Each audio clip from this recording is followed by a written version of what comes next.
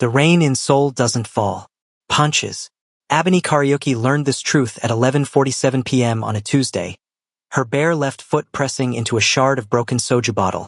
Her right heel snapped clean off her last remaining designer pump. The pain was distant, muffled, like someone else's agony happening through a wall. She had stopped feeling her body an hour ago, when her younger sister Hannah had thrown a crystal decanter at her head and screamed, "You were never family. You were just a charity case from Delaware." The decanter had been a wedding gift from Hannah. 8 years ago, Hannah had stood beside her in a soft pink dress, crying happy tears, calling her Uni, my forever sister. Now that same mouth had spat venom across the marble foyer of the apartment Abeni had paid for, decorated, loved in, bled in. The rain had started the moment the locks changed. Jaewon, her husband of 8 years, the man who had held her hand through her mother's funeral, who had learned to cook her favorite breakfast just to see her smile, had stood in the doorway with his hand on Hannah's lower back. His wedding ring was gone. Hannah wore a new diamond on her finger, the same finger Abeni had kissed 1,000 times. "She understands me," Jaewon had said, not meeting Abeni's eyes. "You were always too much, too loud, too demanding, too—" He didn't finish. He didn't have to. They had been saying it for years in small ways. "You're so intense, Abeni. Why do you have to be so dramatic? Not everything is about race, Abeni. Can't you just be normal?" Normal. That was the word they used when they meant white, when they meant smaller, when they meant less. Hannah had laughed, a tinkling sound that used to make Abeni feel protective. Now it sounded like glass breaking. "Take your things and go." Jaewon filed the divorce papers this morning. The visa cancellation follows in 72 hours. Abeni had looked at her sister, the sister she had taught to tie her shoes, the sister she had stayed up with when nightmares came, the sister she had brought to Seoul when their mother died, the sister who had called her saving grace, and felt something inside her chest turn to ash. She had walked out with only her phone, her wallet, and the clothes on her back. She had not taken the decanter shards out of her hair. Now, 2 hours later, the ash had frozen into something harder. She was leaning against the wet brick of a closed dumpling shop in Itaewon's back alley, the kind of alley where tourists never ventured and locals knew to avoid after midnight. The rain had plastered her clothes to her body. A simple rust-colored knit dress, nothing fancy. Something she had bought from a street vendor 3 years ago and never thrown away because it made her feel like autumn. Her coat was somewhere in the apartment. Hannah had probably burned it. She was bleeding from a cut above her left eyebrow. The blood mixed with rain, tracing a pink river down her cheek, dripping off her jaw. She didn't wipe it away. The rain was the first thing that had touched her gently in hours. Then the men came, 2 of them, Korean, late 20s, wearing cheap nylon jackets and black bucket hats pulled low. They emerged from the mouth of the alley like shadows detaching from the dark. The taller one carried a box cutter, not a knife, a box cutter, which meant they weren't killers. They were scavengers, the worst kind of predator, the ones who fed on the already dead. Wallet, phone, ring. The tall one grunted in Korean, his breath fogging the air between them. Abeni's hand instinctively went to her left ring finger. There. Hannah had pulled the ring off herself, sneering.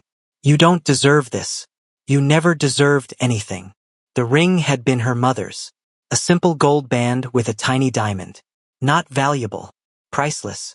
"I have nothing," Abeni whispered. Her voice was shredded from screaming. Screaming in the apartment, screaming in the stairwell, screaming into the rain until her throat turned to sandpaper. The second man laughed.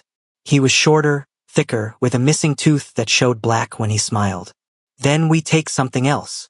He stepped closer, rain dripping off the brim of his hat onto her face. "A pretty face like this? Foreign? Black? Someone will pay. There are clubs.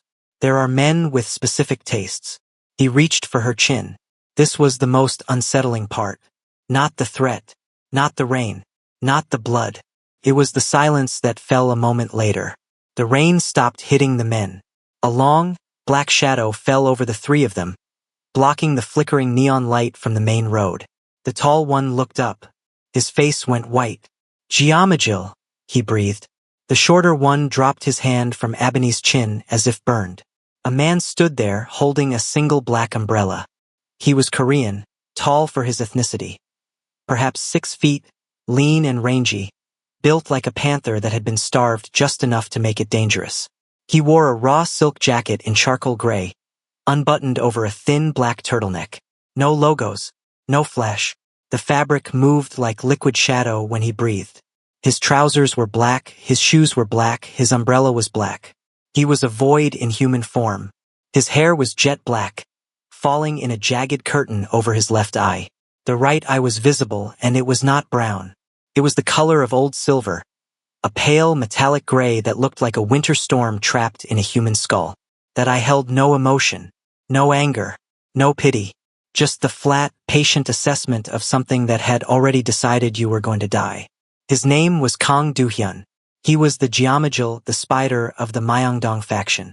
He controlled every illegal art sale, every forged painting, every black market antique from Itaewon to Gangnam. He was 32 years old, the youngest faction head in Seoul's underworld, and he had a reputation for 3 things: absolute precision, absolute loyalty to his people, and a specific, almost artistic appreciation for beautiful broken things. "You are on my street," Do-hyun said. His voice was a low baritone, devoid of warmth, devoid of inflection. It was the voice of a man who had not been asked a genuine question in a decade. "You are touching something that does not belong to you." The tall one tried to speak. "We didn't know. She's just a foreigner.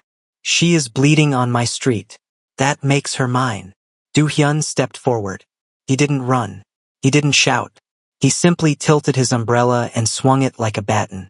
The edge of the umbrella, weighted, Ebony would later learn, with a thin rod of tungsten, caught the tall one's throat with a sound like a wet branch snapping. The man crumpled instantly, his hands flying to his crushed larynx, his mouth opening in a silent scream. He would live, but he would never speak above a whisper again. The second man raised the box cutter. Do-hyun caught his wrist, twisted it 90 degrees past where a wrist should turn, and with a bored expression, pushed the man's own blade into his thigh. The thief screamed. A high, reedy sound that echoed off the wet buildings and disappeared into the rain. Do-hyun released him. The man collapsed beside his partner, clutching his leg, blood pooling black on the wet asphalt. Then Do-hyun turned to Ebony. He didn't crouch immediately. He looked at her from standing height, his silver eye tracing the line of her jaw, the curve of her cheekbones, the deep mahogany of her skin glistening with rain like polished wood. Her eyes were large and tilted, the color of antique gold, ringed with red from crying. Her lips were full, the bottom one split. From the decanter, or from falling, she couldn't remember.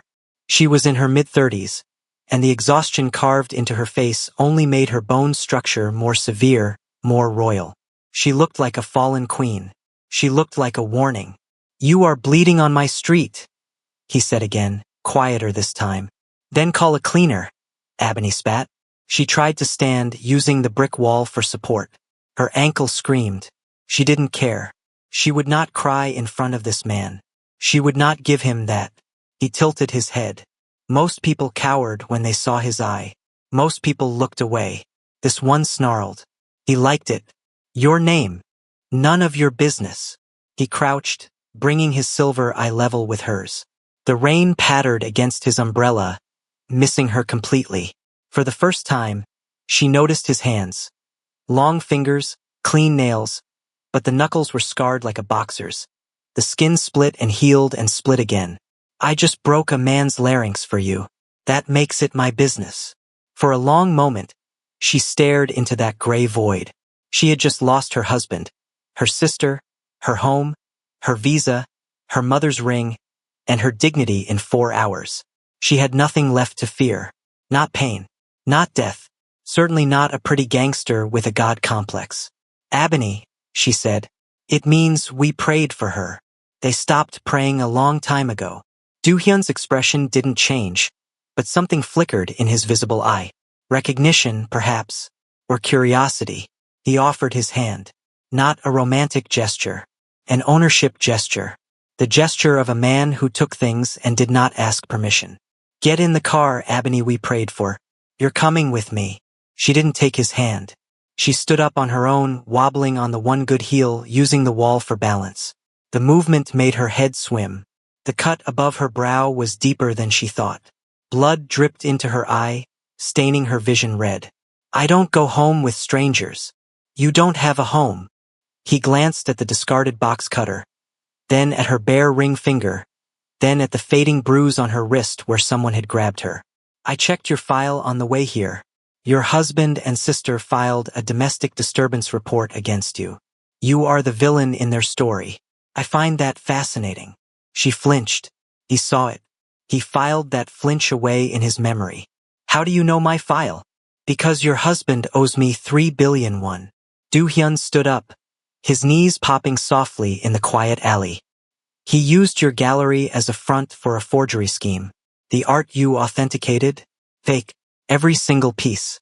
You've been laundering money for a criminal for 2 years without knowing it. The world tilted. The rain seemed to fall sideways. Jae-won's late nights, his sudden interest in her work, the way he had started asking about authentication processes, about gallery security, about the provenance of certain paintings. It wasn't an affair. It was a heist. And Hannah was either a willing accomplice or another victim. Ebony's stomach turned to ice. You're lying, she whispered. Do-hyun pulled out his phone. He tapped the screen once, twice, and held it up. On the display was a photograph.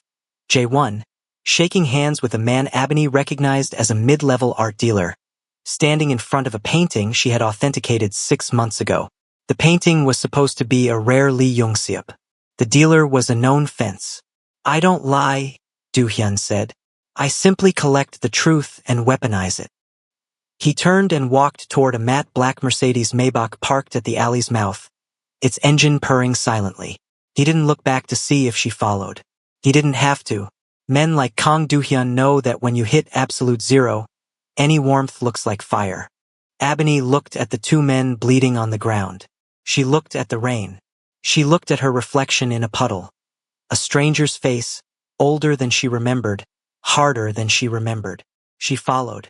The car smelled of cedar and gun oil, leather and something metallic beneath. The ghost of violence. The seats were heated. The windows were tinted so dark the outside world became a suggestion. Do-hyun sat across from her in the back seat.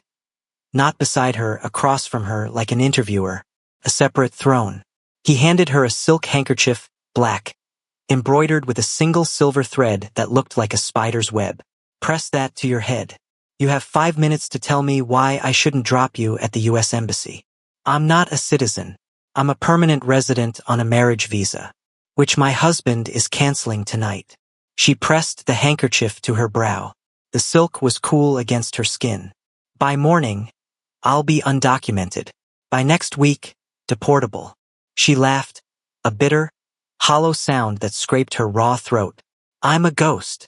Ghosts are useful, Do-hyun said, tapping his finger on a panel in the center console. A screen lit up, showing a live feed from somewhere, a security camera, she realized.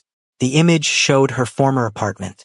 Jae-won and Hannah were toasting champagne in the living room, wearing matching silk robes.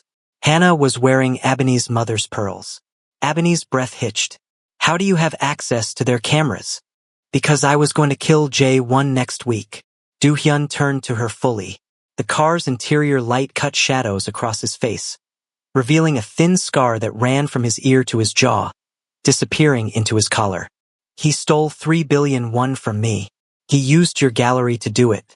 You were collateral damage. Unintentional, but collateral nonetheless. The car pulled away from the curb. Seoul slid past the windows, neon signs, convenience store lights, the occasional taxi. Ebony watched it all blur into watercolor. You're a gangster, she said. Not an accusation. An observation. I'm an administrator of chaos, he corrected. There is a difference. Gangsters are emotional. I am not.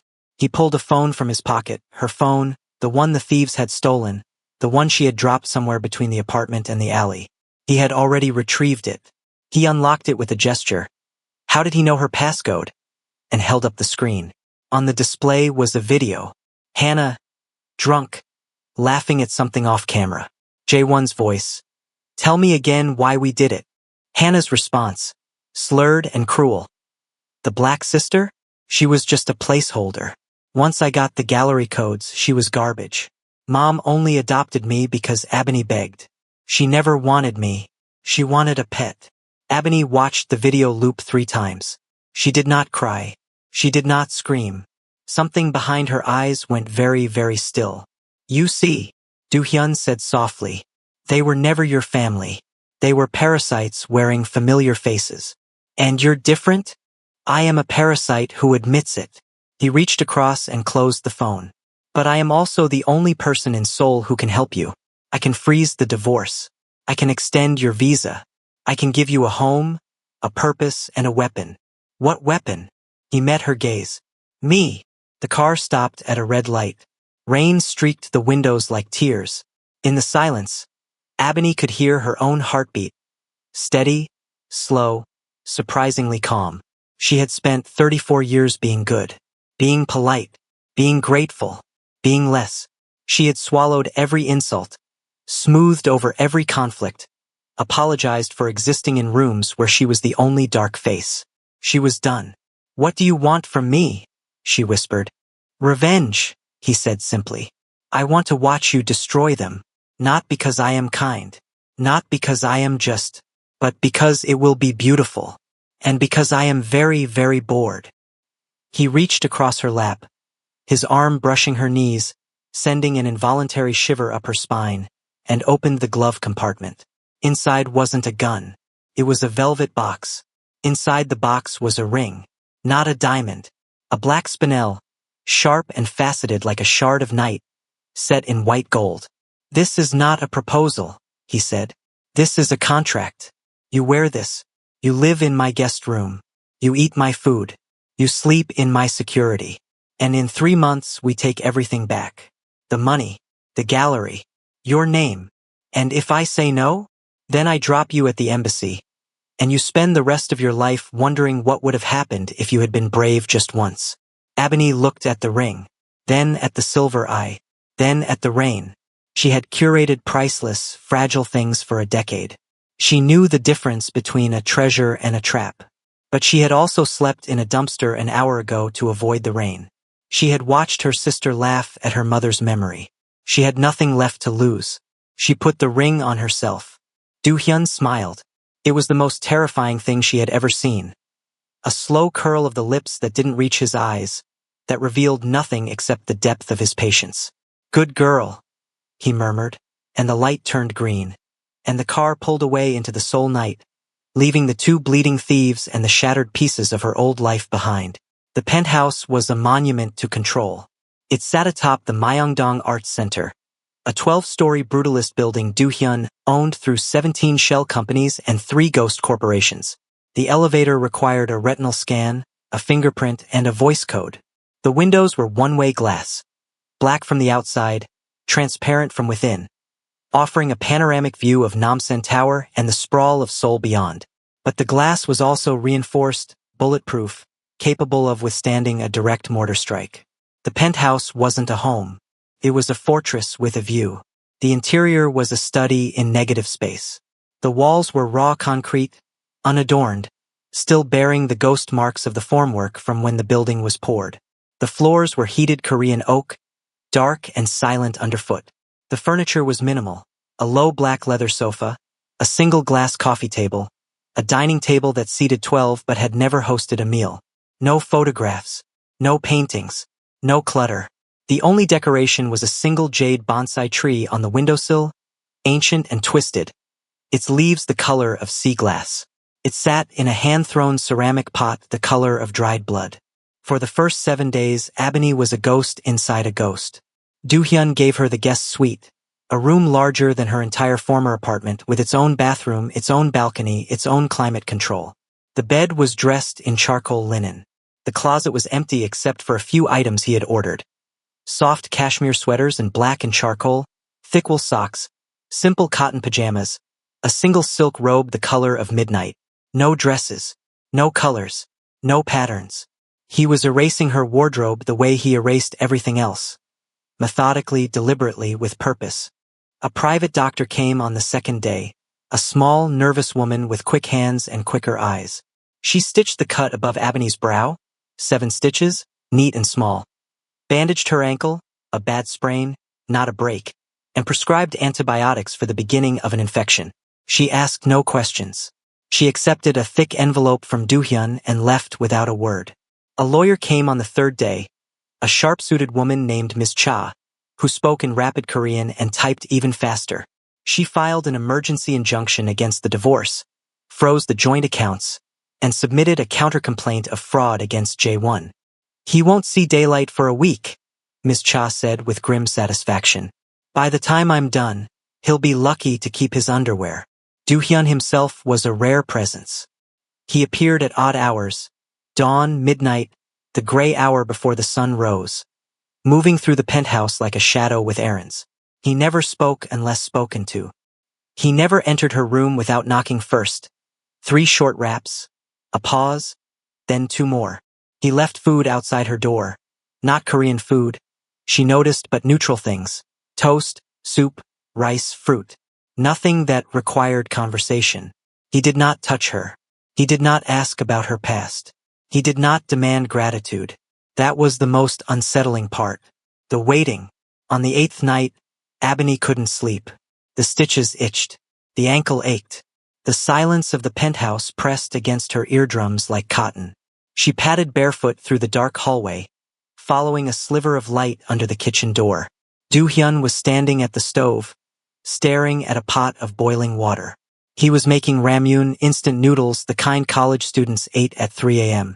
The king of the Myeongdong underground, standing in his charcoal cashmere sweater and bare feet, waiting for noodles to soften. "You don't sleep," she said from the doorway. He didn't turn around. "Neither do you." His voice was softer at this hour, stripped of its daytime armor. "Nightmares? I dreamt I was back in Delaware. Winter. My mother was making breakfast." She stopped herself. No names. No dishes. She pivoted. "I dreamt I was invisible." "You are not invisible." He poured the noodles into a ceramic bowl, added the seasoning packet with precise movements, stirred exactly 7 times. "You are the only variable I did not calculate. It is irritating." She walked closer. The kitchen was warm, lit by a single pendant light that cast golden pools on the concrete countertops.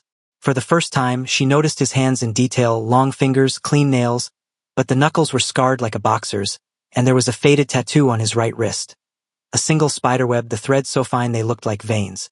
"How old were you when you got that?" she asked, pointing. He glanced at his wrist. 17. "The day I killed my first man." The words hung in the air, ordinary as weather. Ebony should have been afraid. She wasn't. She had seen cruelty before. Not the theatrical cruelty of movies, but the quiet cruelty of a sister who smiles while she stabs. Do-hyun's cruelty was at least honest. "Show me your face," she said. He froze. The wooden spoon hovered above the bowl. "No. You showed me yours when you found me in that alley. You saw me at my worst. Bloody, broken, begging." She stepped closer. The kitchen island was the only thing between them. "Turn around." Slowly he turned. He pushed the hair back from his left eye.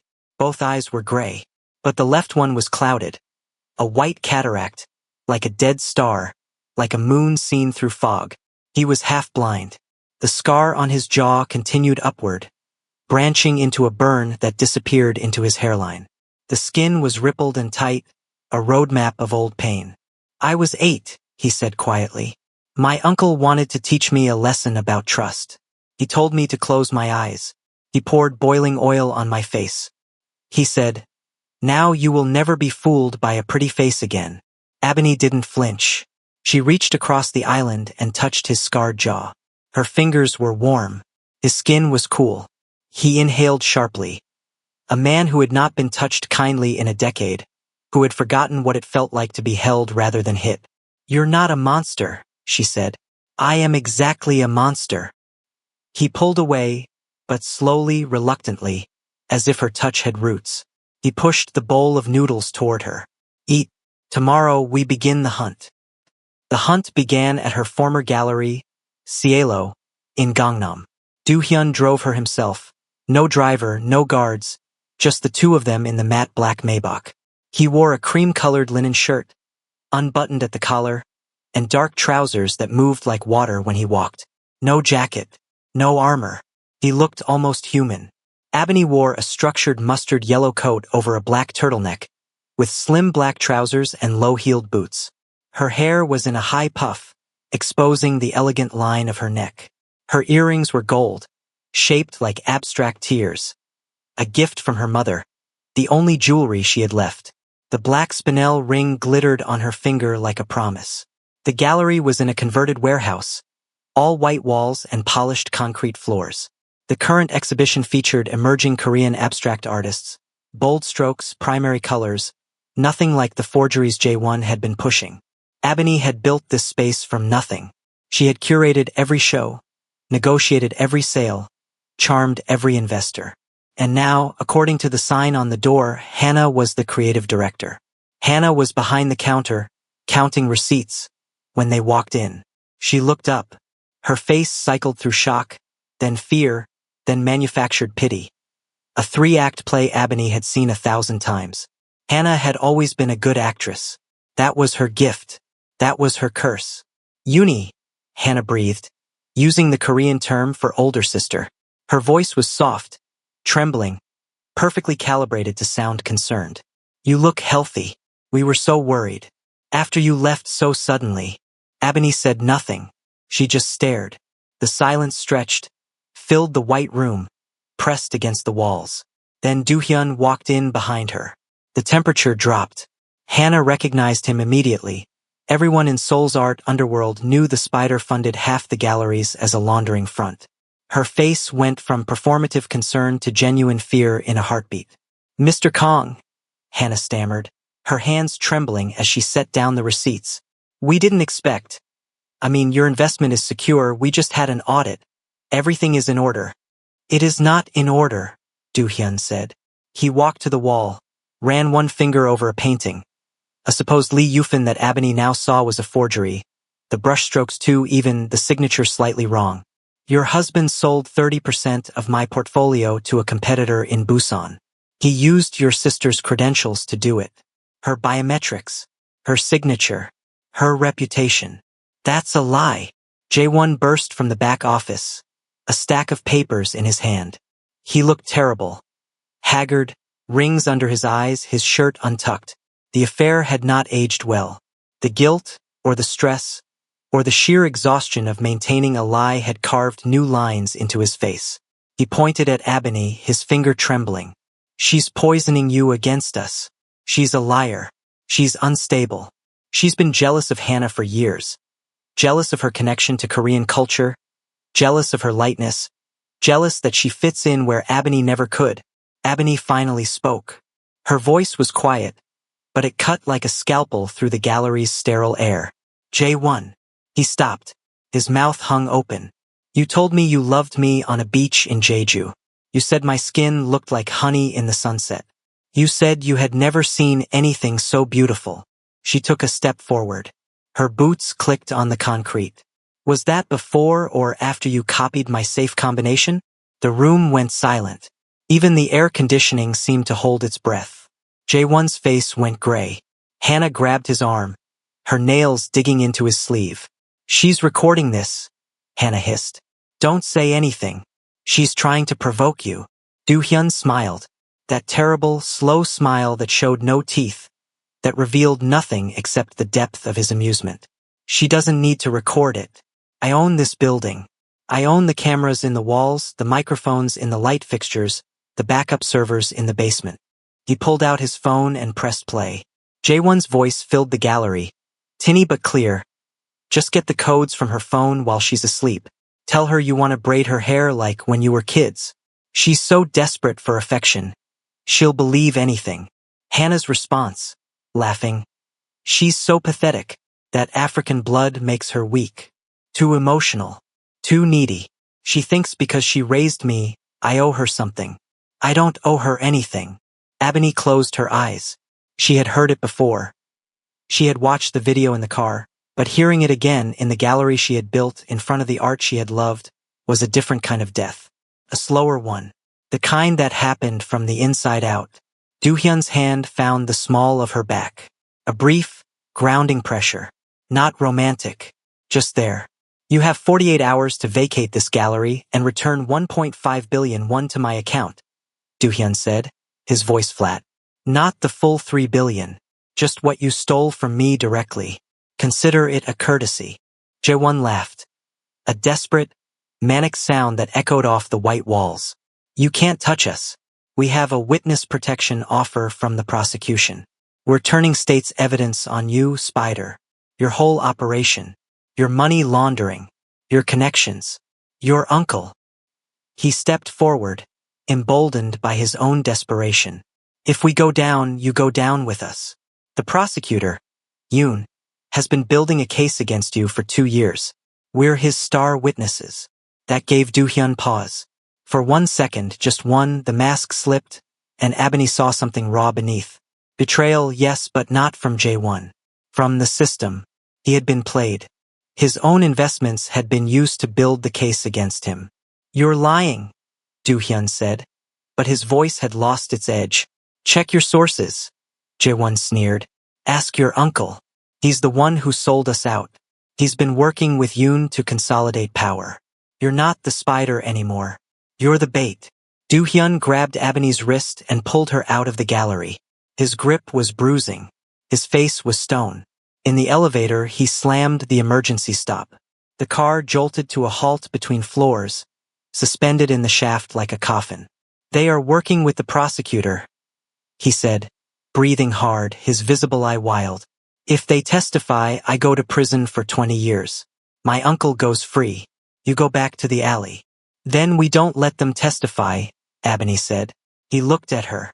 What are you suggesting? I'm suggesting you stop treating me like a victim.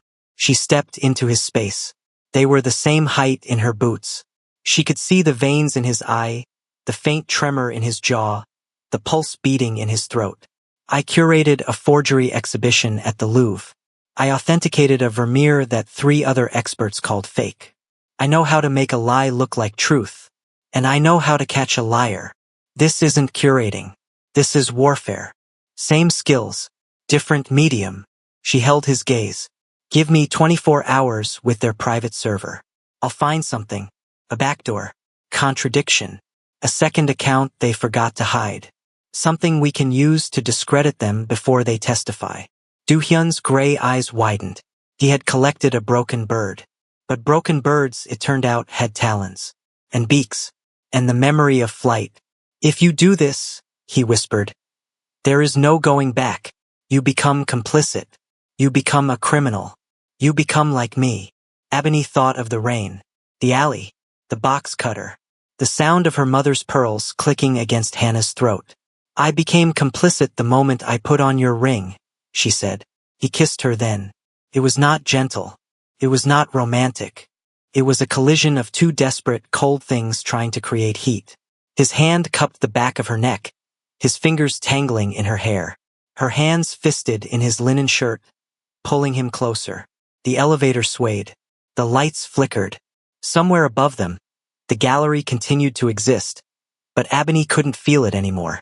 All she could feel was the hard line of his body against hers, the scrape of his stubble on her cheek, the taste of salt and something darker on his lips. When they broke apart, he rested his forehead against hers. Both of them were breathing hard. We are going to ruin them, he said. No, she corrected, her golden eyes burning. I am going to ruin them. You're just holding the umbrella. The server was hidden in a PC bang in Hongdae, sandwiched between a fried chicken joint that smelled of garlic and a shuttered DVD room with a faded poster of an old romance film. The building was nondescript. Gray concrete, flickering neon sign, a door that stuck in its frame. Jae-won, for all his cunning, was stupid about technology. He had stored everything on an external hard drive painted to look like a soda can, then hidden the can in a locker he rented under his mother's maiden name. Ebony found it in 3 hours. She worked in Do-hyun's war room, a soundproofed library hidden behind a false wall in the penthouse. The room was long and narrow, lined with monitors displaying stock tickers, security feeds, and encrypted chat logs. A single long table ran down the center, covered in documents, photographs, and evidence bags. The air smelled of old paper and cold coffee. Do-hyun sat in the corner, watching her work. He had not moved in 2 hours. He had not spoken in 3. He simply existed in the negative space, his silver eye tracking her every movement, his hands folded on his knee. Ebony ignored him. She had work to do. The hard drive was encrypted, but Jae-won had used his dog's name as the password Machi, the same fluffy white puppy Ebony had picked out from a shelter 4 years ago, the same dog Hannah had accidentally let out the door the week before the affair began. The dog was gone now, probably dead. Ebony didn't let herself think about it. The drive opened like a flower blooming in reverse. Layers of files, folders, subfolders, all meticulously organized. Jae-won was a creature of habit. That was his weakness. He couldn't help but make lists. She found the original forgery contracts first. PDFs, signed with digital signatures, timestamped to dates when Ebony had been out of town for gallery business. Jae-won had used her absence to forge her signature on authentication certificates. The forgeries had passed through 3 different auction houses, netting over 4 billion won. Most of the money had been laundered through shell companies in the Caymans. But some of it, the last million or so, had gone into a private account in Jae-won's name. Then she found the apartment. A lease agreement for a place in Busan, signed by Jae-won and a woman named Soo-jin, not Hannah, a third woman, a banker who worked at a firm Do-hyun's faction used for laundering. The lease was dated 18 months ago, 6 months before the affair with Hannah began. Ebony stared at the screen. Her hands were steady. Her breathing was even. But something behind her eyes was screaming. He was never in love with Hannah, she said aloud. She was just another mark. Do-hyun stood up, walked to her side, and looked at the screen. His jaw tightened. Soo-jin, I know her. She's one of my uncle's people. Your uncle? He's been planning this for longer than we thought. Do-hyun's voice was cold, detached, but his hands were trembling. Jae-won, Hannah, Soo-jin, the forgeries, the witness protection deal. It's all connected. My uncle wants me in prison so he can absorb my territory. He used Jae-won to steal my money, then used Hannah to destabilize you, then used Soo-jin to funnel the money back to himself. And Jae-won thinks he's getting away? Jae-won thinks he's the smartest person in the room. That's why he's going to lose. Ebony kept digging. She found emails between Jae-won and Soo-jin, hundreds of them, spanning 18 months. They discussed the forgeries, the shell companies, the timeline for the witness protection deal. They also discussed Hannah. Soo-jin had written, "She's getting too attached. You need to end it before she ruins everything." Jae-won had replied, "She's useful. Her sister's credentials are gold. Once the deal is done, I'll cut her loose." Hannah wasn't a villain. She was a victim. A willing victim, yes. She had chosen to betray Ebony, chosen to say those cruel things, chosen to throw the decanter. But she had also been manipulated, used, and discarded. She was a pawn who thought she was a queen. Ebony sat back in her chair. The screen glowed blue in the dim room. "What are you thinking?" Do-hyun asked. "I'm thinking that my sister is an idiot. But she's an idiot who was played. Does that change what you want to do to her?" Ebony was quiet for a long time. The clock on the wall ticked. The monitors hummed. Somewhere outside, Seoul continued to spin, indifferent to her pain. "I'm not going to destroy Hannah," she said finally. "I'm going to give her a choice." The confrontation happened in the basement garage of the gallery. 3 days later. Rain again. Seoul loved its metaphors. Came down in sheets, flooding the gutters, turning the ramp into a black river. Do-hyun waited in the car at the top of the ramp, engine running, lights off. He had given Ebony a single rule. "If she touches you, I will break her fingers. I don't care if she's your sister." Hannah arrived alone as requested. She looked terrible.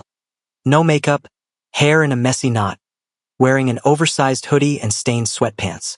The pearls were gone, probably pawned, probably spent.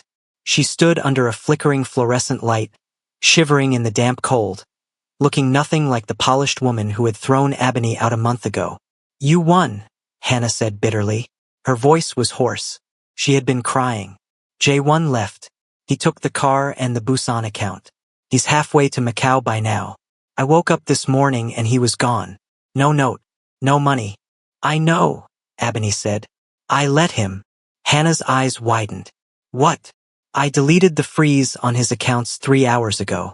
He thinks he's escaping, but Do-hyun's men are waiting at Incheon. They'll pick him up when he tries to board his flight. By morning, he'll be in custody, facing international fraud charges. Ebony stepped closer. Rain dripped from the ceiling, spotting her coat. The question is, what happens to you? What do you want? An apology? Hannah laughed, but it cracked in the middle, turning into something closer to a sob. You want me to beg? Fine. I'm sorry. I'm sorry I slept with your husband. I'm sorry I took your gallery. I'm sorry I threw you out in the rain. She wiped her nose with her sleeve. But you were always the favorite. Mom's real daughter. The one she actually wanted. I was just the Korean tag-along she adopted because she felt guilty. Mom adopted you because I begged her to. Ebony's voice was quiet, but it cut through the garage like a blade. You were 7 years old. You had been in 3 foster homes. You wouldn't speak. You wouldn't eat. You just sat in the corner and cried. I was 10. I told Mom. She's my sister now. We're keeping her. Hannah's face crumpled. That's not true. It is true. I taught you how to braid your hair. I taught you how to stand up to bullies. I taught you how to make. Ebony stopped herself. No names. I taught you everything. And you repaid me by sleeping with my husband and calling my blood weak. I didn't mean it. You meant it enough to say it. Hannah fell to her knees on the wet concrete. The rain soaked through her hoodie, plastered her hair to her face. She looked like a child again. Small, scared, lost. I'm sorry. I'm so sorry. He told me you didn't love me. He said you were going to send me back to the orphanage once Mom died. He said the only way to stay in the family was to help him. That's not an excuse. I know. Hannah screamed. The sound echoed off the concrete walls, bounced back at them, multiplied. I know it's not an excuse. I know I'm a terrible person. I know I destroyed the only person who ever loved me. But I didn't know how else to survive. I didn't know how to be anything except what he wanted. Ebony looked down at her sister, the woman who had taken her home, her mother's pearls, her dignity, her marriage, and she felt something unexpected. Pity. Not forgiveness. Never forgiveness. But pity. She crouched, bringing herself to Hannah's level. The rain dripped off her chin. You are going to go to the police tomorrow, she said. You are going to confess everything, the forgery, the affair, the false domestic report, the conspiracy to defraud. You will tell them about J1's connection to Prosecutor Yoon. You will tell them about Sujin and the Busan apartment. You will tell them everything. Hannah nodded, tears mixing with rain. And then you will serve your time. It won't be long. You're a cooperating witness. Maybe 2 years. Maybe less. And when you get out, you will never speak to me again. Hannah's face twisted. Uni, please. No. Ebony's voice was iron. You made your choice. Now you live with it. I will not visit you. I will not write to you. I will not answer your calls. You are dead to me. But I am not going to destroy you. That's more than you deserve. And if I don't go to the police? Do-hyun's car window rolled down. His silver eye glinted in the dim light. Then I have a very quiet room in Busan where she can think about her choices. No windows. No phone. Just 4 walls and her conscience. Hannah flinched. She looked at Ebony, searching her face for mercy. She found none. I'll go, Hannah whispered. I'll confess. Ebony stood up. Her knees popped. She was tired, bone-tired, soul-tired, tired in ways that sleep couldn't fix. She walked to the car without looking back. Her boots splashed through puddles. The rain hammered the roof of the Maybach. As she opened the door, Hannah called out, Uni, do you hate me? Ebony paused. The rain filled the silence. No, she said quietly. She didn't turn around. I don't hate you. That's the tragedy. I just don't love you anymore. And that's worse. She got in the car. Do-hyun didn't say anything. He just handed her a dry towel and pulled out of the garage. They drove in silence through the neon-lit streets of Seoul, past the palaces, the convenience stores, the 24-hour bathhouses, past the places where she had once been happy, the little dumpling shop near her first apartment, the park where she and Jae-won had fed pigeons, the theater where she had seen her first Korean film. "You did well," Do-hyun finally said. "I feel like I've been gutted with a rusty spoon. That's what healing feels like. The first cut is the deepest. The second is just a scar." He pulled over in front of a small, nondescript building in Seokon, a neighborhood of narrow streets and old houses, the kind of place tourists overlooked. The building was a hanok, a traditional Korean house, but restored with modern lines. A low wall of gray stone, a wooden gate painted black, a single light on inside, warm and golden. "What is this?" she asked. "My real home, not the penthouse, not the cage." He turned off the engine. The rain drummed on the roof. "This is where I sleep when I dream of being someone else. No one has ever been inside. Not my uncle, not my lieutenants, not any of the women who have shared my bed." "Why are you showing me?" He looked at her. Both eyes, the living gray and the dead white, seemed to see her for the first time. Not as a weapon, not as a tool, not as collateral, as a person. "Because you chose mercy when you had the right to choose murder," he said. "That is rare. That is beautiful." She kissed him this time. Soft. A question. He answered by pulling her closer, by burying his face in her neck, by breathing her in like a man who had forgotten air had a smell. Inside the hanok there were no weapons, no monitors, no cameras, just a low bed with a charcoal duvet, a kettle for tea, a wall of books in Korean and English, and a single painting, an abstract, all soft blues and golds and signed. They undressed each other slowly, not with passion, with reverence. He traced the scars on her body, the thin line on her brow from the decanter, the bruise on her wrist from Jae-won's grip, the older marks from a childhood spent being too tall, too dark, too much. She traced the burns on his, the rippled skin on his jaw from the oil, the knife scar on his ribs from a rival faction, the cigarette burn on his palm from his uncle's lessons. They made love like two people who had forgotten they were human. It was clumsy and tender and devastating. There was laughter when his elbow hit the headboard.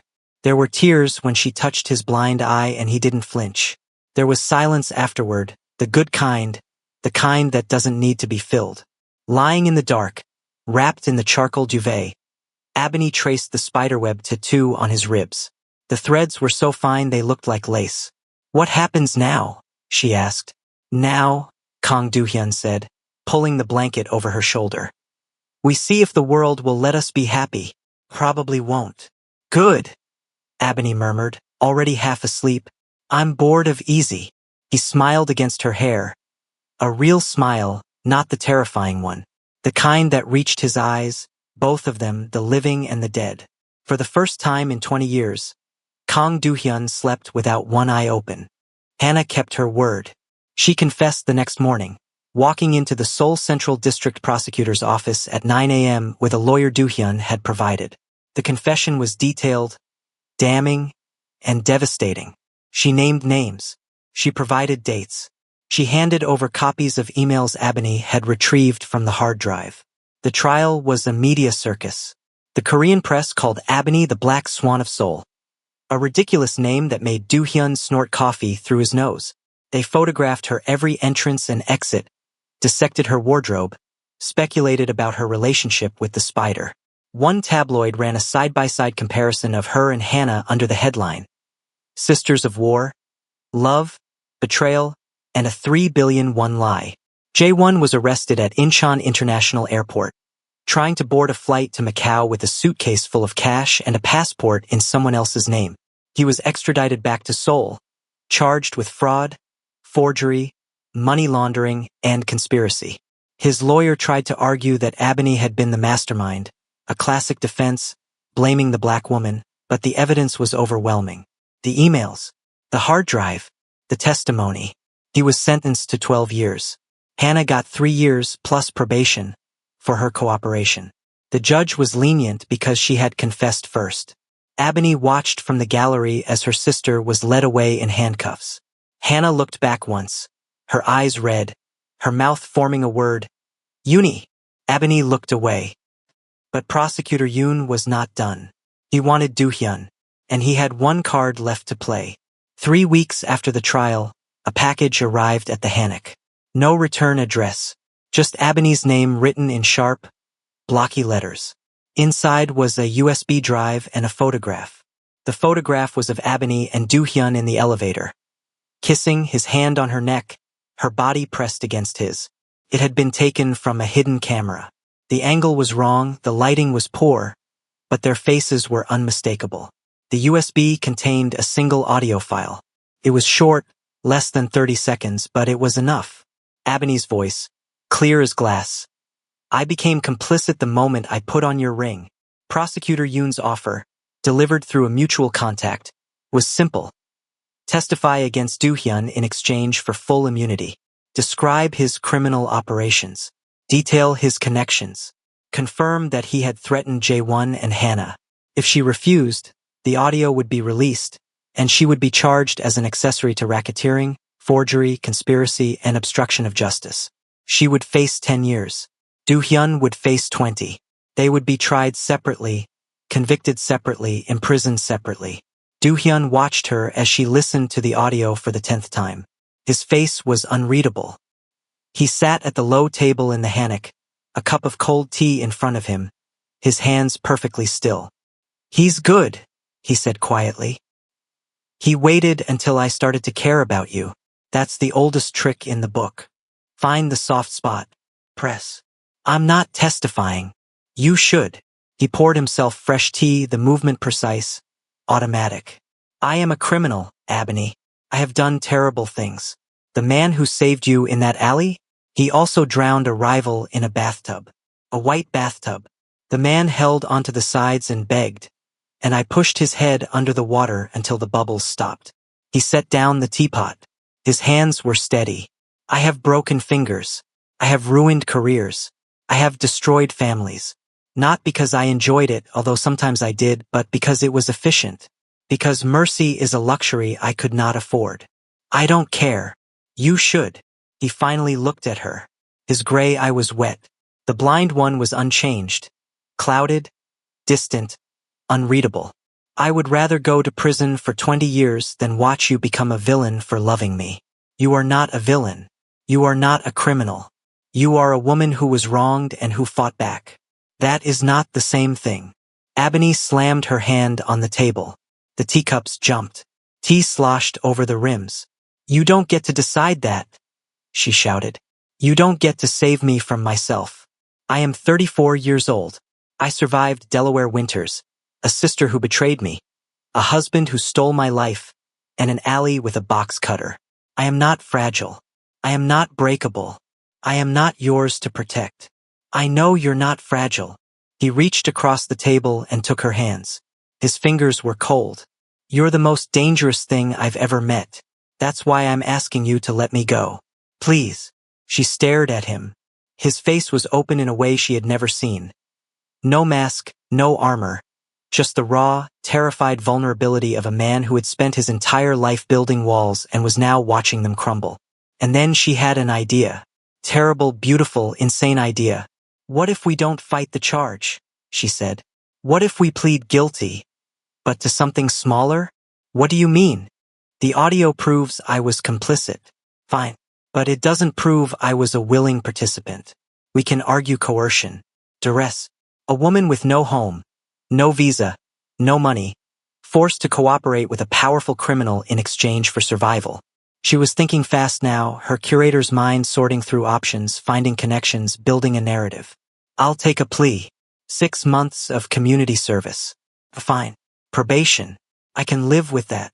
And me. You give up your uncle. Do-hyun went pale. The blood drained from his face so fast Ebony could see the veins in his temples. No. Yes. He's the one who set this whole thing in motion. He's the one who used Jae-won, who manipulated Hannah, who fed information to Yoon.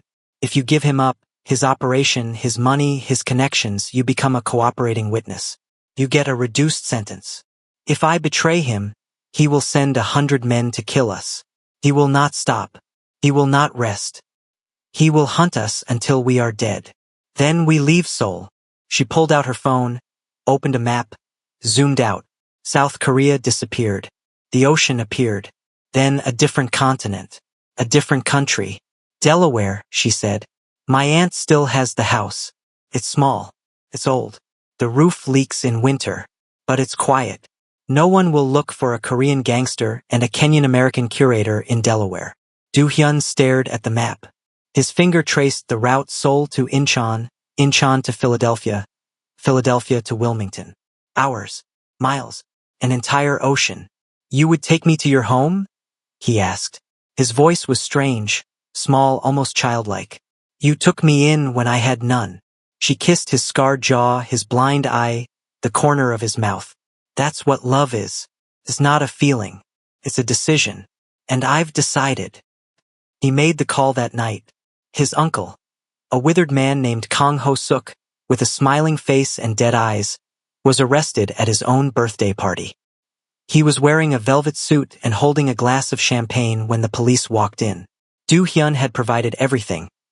Ledgers, recordings, photographs, the location of 3 bodies buried in the mountains outside Chuncheon. The evidence was airtight. Ho-suk's lawyers tried to fight it, but the testimony of his own nephew, the nephew whose eye he had destroyed, whose childhood he had stolen, was the final nail in the coffin. He was sentenced to life without parole. Do-hyun's sentence was lighter. 18 months in a minimum security facility. No violence. No contact with other criminals. Just time. Quiet. Reflection. Abony's sentence was even lighter. 6 months of community service at a youth arts center in Itaewon, plus a fine of 50 million won. Her lawyer, the same sharp-suited Ms. Cha, argued coercion, duress, and emotional distress. The judge agreed. They said goodbye in the courthouse parking lot. It was raining again. Of course it was. Do-hyun stood between 2 guards, his hands cuffed in front of him. He was wearing a plain gray jumpsuit, his hair pulled back from his face, both eyes visible. He looked smaller without his silk jackets and his armor of silence. He looked human. 18 months, Abony said. She wasn't crying. She had decided she was done crying. I'll wait. Don't, he said. His voice was rough. Go back to Delaware.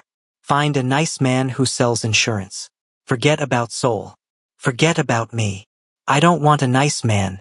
I want a monster with 1 good eye. He laughed. A real, broken laugh that made the guards shift uncomfortably. You're insane. I learned from the best. He leaned forward, as far as the cuffs would allow, and pressed his forehead to hers. For a moment, they just breathed together. The rain fell around them. The world continued to spin. 18 months, he whispered. Not a day more. Not a day more, she agreed. The guards pulled him away. Epilogue. 18 months later. The bus from Philadelphia was late. Of course it was. The 3:05 to Wilmington had been running behind schedule since Abony was a teenager, and some things she had learned did not change. She stood on the curb outside the station, a thick charcoal peacoat wrapped around her shoulders, wool trousers on her legs, sturdy boots on her feet. Her hair was in a low bun, a few curls escaping to frame her face. Her earrings were small gold hoops. Simple, understated, nothing like the dramatic tears she had worn in Seoul. Snow was starting to fall. Fat white flakes, gentle and silent. Nothing like the sharp, punishing rain of Seoul. The snow collected on her shoulders, her hair, the tips of her eyelashes. She didn't brush it away. She had been back in Delaware for 14 months now. The community service had been easy. She had helped run an after-school art program for at-risk kids, teaching them how to mix colors, how to stretch canvases, how to see beauty in broken things. Her aunt had welcomed her home with open arms and too much food, asking no questions about the scar above Abony's brow or the nightmares that still woke her at 3 a.m. She had healed. Mostly. The kind of healing that leaves scars, the kind that changes you, the kind that makes you grateful for the pain because it taught you something about yourself you didn't want to know. And then, at 7:03 p.m. on a Tuesday, a black town car pulled up. Not the Maybach. Something smaller, older, with a dent in the passenger door and a crack in the windshield. The engine coughed when it stopped. The window rolled down. Kang Do-hyun looked different. Softer. His hair was shorter, cropped close to his scalp, revealing both eyes fully, the living gray and the dead white. The scar on his jaw had faded to a thin silver line, almost invisible in the dim light. He was wearing a simple black coat and a gray scarf, nothing fancy, nothing designer. He looked like an ordinary man. He looked like a ghost who had learned to be human.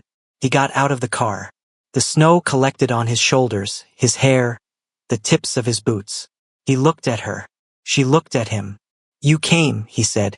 "I said I would. People lie. I don't." She stepped closer. The snow fell between them, soft and silent. "Not anymore." He walked toward her. Slowly, like he was afraid she might disappear if he moved too fast. He stopped inches away. She could smell him. Cedar and something clean, like soap. No gun oil. No metal. Just him. "I don't have a penthouse," he said. "I don't have an empire. I have a small apartment in Philadelphia and a job at a laundromat that pays cash. I have a broken car and a fake ID and a probation officer who calls every Tuesday. I have a gallery opening next month," she said. "It's small. It's local. The artists are teenagers from the art program. I need someone to hang the paintings. I have one working eye. I might hang them crooked. I'll fix it." He kissed her then. In the snow. In Delaware. Not the desperate kiss of the elevator. Not the reverent kiss of the hammock. A new kiss. A quiet one. A stay kiss. His lips were cold, then warm, then everything. When they pulled apart, a woman across the street whistled. Some teenager with pink hair and a backpack, probably on her way home from school. Ebony laughed. A real, surprised laugh that echoed off the empty buildings and disappeared into the snow. "Come on," she said, taking his hand. "Let's go home." He interlaced his scarred fingers with hers. Which home? She thought about it. Seoul. The alley. The penthouse. The hammock. The courthouse. The bus. The snow. "I don't know yet," she admitted. "But we'll figure it out. Together."